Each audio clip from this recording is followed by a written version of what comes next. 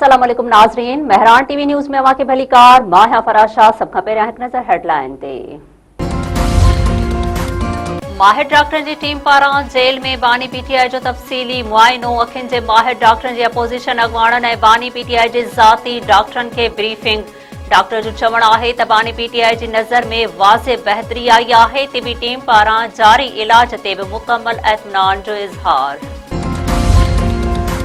Tehreek Insaf KPK house आॾो धरणो ख़त्म करे छॾियो। पार्लियामेंट लॉजिस में बि क़ौमी असेंबली मेंबरनि ऐं सेनेटरनि जो धरणो ख़त्म। पार्लियामेंट हाउस आॾो पीटीआई ऐं अपोज़िशन जो धरणो चोथे ॾींहुं बि जारी। महमूद खान उचकसई, अलामा राजा नासिर अब्बास, असद कैसर ऐं ॿिया शरीक।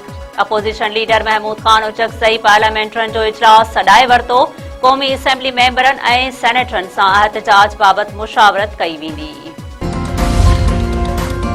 हुकूमत पेट्रोल ऐं डीज़ल जे अघनि में इज़ाफ़ो करे छॾियो। अॼु खां पेट्रोल 5 रुपया ऐं डीज़ल 7 रुपया 32 पैसा फ़ी लीटर महांगो। अघ में वाध पेट्रोल जी नई क़ीमत 258 रुपया 17 पैसा फ़ी लीटर मुक़रर। हाई स्पीड डीज़ल जो फ़ी लीटर 275 रुपया 70 पैसनि जो थी वियो। नोटिफिकेशन जारी। अमेरिका ईरान ॻाल्हियुनि जो ॿियो दौर सुभाणे स्विट्ज़रलैंड में थींदो। अमेरिका जो ख़ुसूसी नुमाइंदो स्टीव विटकोफ ऐं ट्रंप जो नाठी डायरेक्टर जनरल रवाना। अमेरिका जे परॾेही वज़ीर मार्को रूबियो चयो आहे त अॼु ताईं ईरान सां केर बि कामयाब डील नाहे करे सघियो। उन बावजूद असां कोशिश करे रहिया आहियूं। अमेरिका ॿियो सामूंडी जंगी बेड़ो बि विच ओभर लाइ रवानो करे छॾियो। ॻाल्हियुनि जी नाकामीअ ते अमेरिका पारां फ़ौजी कार्रवायुनि जूं तयारियूं।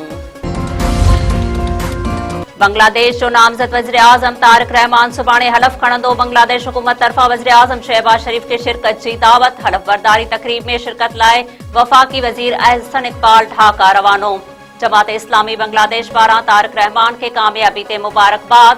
तावन जी ख़ातिरी जमात इस्लामी अॻुवान शफ़ीक़ुर रहमान चयो आहे त मज़बूत ऐं उसूली अपोज़िशन जो किरदार अदा कंदासीं। वज़ीर आज़म शहबाज शरीफ़ 2 ॾींहनि जे सरकारी दौरे ते ऑस्ट्रिया पहुची वियो। वज़ीर आज़म शहबाज शरीफ़ बिज़नेस फोरम जे इजलास जी सदारत ऐं मुख़्तलिफ़ इदारनि जे सरबराहनि सां मुलाक़ात कंदो। परॾेही तर्जुमान जो चवणु आहे त वज़ीर आज़म ऑस्ट्रिया जे चांसलर जी दावत ते दौरो करे रहियो आहे। पाकिस्तान ऐं ऑस्ट्रिया जा लाॻापा गॾियल ताउन ते ॿधल आहिनि। नौशहर फिरोज़ में खौफनाक रोड हादसो। हिक ई ख़ानदान जे 5 भातियुनि समेत 6 ॼणा फौत। क़ौमी शराह ते तेज़ रफ़्तार ट्रालर कार मथां चढ़ी वियो। 6 ॼणा मौक़े ते ई फौत। ग़ुलाम रसूल, मोहम्मद बख्शल, अब्दुल हकीम, नदीम अली, सोहराब सोलंगी ऐं कार ड्राइवर मंसूर बिरोही तौर सुञाणप। पुलिस जो चवणु आहे त फौतियुनि मां 5 पोरियतनि जो लालू रैंक जे हिक ई ख़ानदान सां तालुक़ आहे, जेके मज़दूरीअ लाइ कराची वञी रहिया हुआ त हादसो पेश आयो।